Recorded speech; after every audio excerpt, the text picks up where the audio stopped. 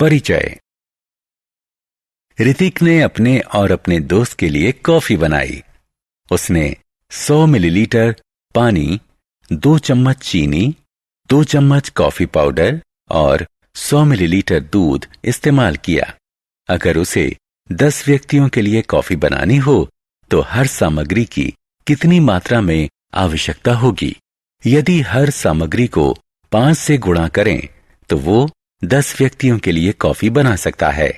इसी तरह की स्थितियां हमारे सामने भी आती हैं, जिनमें हम देखते हैं कि एक की मात्रा में अंतर से दूसरे की मात्रा में अंतर पड़ता है। उदाहरण के लिए, अगर खरीदी गई किताबों की संख्या बढ़ती है तो उनकी कुल कीमत भी बढ़ जाती है। आप जितनी अधिक कसरत करते हैं उतने ही सुडौल हो जाते हैं। उद्देश्य। इस पाठ के अंत में आप निम्न करने में सक्षम हो जाएंगे: भिन्नता की अवधारणा पर चर्चा करना, समानुपात को परिभाषित करना, प्रत्यक्ष भिन्नता के अंतर्गत समस्याएं सुलझाना, विलोम अनुपात को पहचानना, विलोम अनुपात के अंतर्गत समस्याओं का मूल्यांकन करना। समानुपात। यदि 1 लीटर दूध की कीमत 9 रुपए है तो 5 लीटर दूध की कीमत क्या होगी? जवाब है 45 रुपए। इसी प्रकार हम 7 लीटर या 9 लीटर दूध की कीमत निकाल सकते हैं। यदि दूध के लीटर बढ़ते हैं तो कीमत भी इस तरह बढ़ती है कि अनुपात स्थिर रहता है।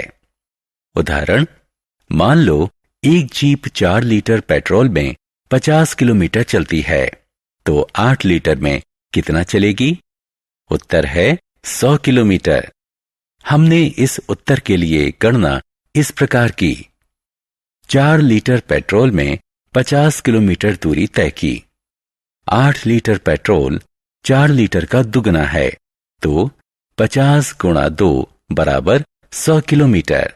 मान लो पेट्रोल की खपत है x लीटर और उससे तय की गई दूरी है y किलोमीटर, तो निम्नलिखित तालिका पूरी करें। समानुपात। जैसे जैसे x बढ़ता है वैसे वैसे y का मूल्य भी इस तरह से बढ़ता है कि अनुपात x बटे y नहीं बदले, ये स्थिर, मान लीजिए k रहता है। x और y समानुपात में हैं यदि x बटे y बराबर k या x बराबर ky। पिछले उदाहरण 4 बटे 50 बराबर 8 बटे 100 में, जहां 4 और 8 लीटर में उपभोग किए गए पेट्रोल की मात्राएं x हैं और 50 और 100 किलोमीटर में तय की गई दूरी y है। जब x और y समानुपात में हैं तो हम लिख सकते हैं x1 बटे y1 बराबर x2 बटे y2। y1 y2 घटा y के मूल्य हैं जो क्रमशः x1 x2 के अनुपात में हैं। उदाहरण 2, 50 मीटर ऊंची एक मीनार की 35 मीटर लंबी परछाई पड़ती है, तो समान परिस्थितियों में उस प्रकाश स्तंभ की ऊंचाई क्या होगी जिसकी 45 मीटर लंबी परछाई पड़ती है? हल।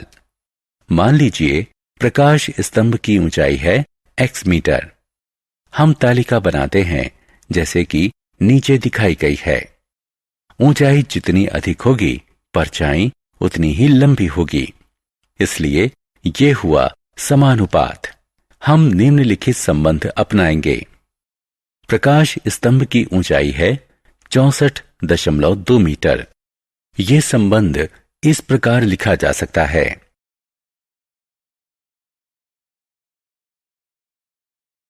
उदाहरण, एक विमान 520 किलोमीटर प्रति घंटा की समान गति से उड़ रहा है। 45 मिनट में वो कितनी दूरी तय करेगा? 500 किलोमीटर की दूरी तय करने में उसे कितना समय लगेगा? हल। मान लीजिए 45 मिनट में तय की गई दूरी x किलोमीटर और 500 किलोमीटर की दूरी तय करने में लगा समय y मिनट है। चूंकि गति समान है इसलिए तय की गई दूरी समय के समानुपात में होगी। यहां x बराबर 390 किलोमीटर मिलेगा। एक विमान 45 मिनट में 390 किलोमीटर की दूरी तय करता है। चूंकि गति समान है तो तय की गई दूरी समय के समानुपात में होगी। यहाँ y बराबर 57.69 किलोमीटर मिलेगा। विमान ने समय लिया 58 मिनट। विलोम अनुपात। दो मात्राएं कभी इस तरह से भी बदल सकती हैं जिसमें एक मात्रा बढ़ती है और दूसरी घटती है। जैसे ज़ेरॉक्स प्रतियों की संख्या बढ़ती है और लागत कम हो जाती है। इसी प्रकार श्रमिकों की संख्या बढ़ती है और काम खत्म करने में लगने वाला समय घट जाता है। उदाहरण, एक हौद को 2 घंटे 30 मिनट में भरने के लिए 5 टैंकर चाहिए। उसी तरह के यदि केवल 3 टैंकर हों तो हौद भरने में कितना समय लगेगा? टैंकर जितने कम होंगे हौद भरने में समय उतना अधिक लगेगा। तो ये विलोम अनुपात हुआ। इस तरह 3 टैंकरों को हौद भरने में लगे 4 घंटे और 10 मिनट। विलोम अनुपात। उदाहरण, एक कक्षा में 30 छात्र हैं। उनके लिए 18 मेजों की जरूरत है। अगर 15 छात्र और आ जाएं तो कितनी मेजों की जरूरत पड़ेगी? छात्रों की संख्या बढ़ेगी तो कक्षा के लिए जरूरी मेजों की संख्या भी बढ़ेगी। ये समानुपात है। इस तरह जितनी मेजों की जरूरत पड़ेगी वे हैं 27। सारांश। आइए हमने जो कुछ सीखा है उसे संक्षेप में दोहराएं। अगर दो राशियां x और y इस तरह एक साथ बढ़ती घटती हैं कि उनके समकक्ष मूल्यों का अनुपात स्थिर रहे तो वो समानुपात में मानी जाती हैं। अगर x बटा y बराबर k है, यहाँ k सम संख्या है, तो कहा जाएगा x और y समानुपात में बदलते हैं। ऐसे मामले में यदि y के मूल्य y1, y2 है जो क्रमशः x की x1 और x2 के मूल्य के समकक्ष है, तो x1 बटा y1 बराबर x2 बटा y2। दो राशियां x और y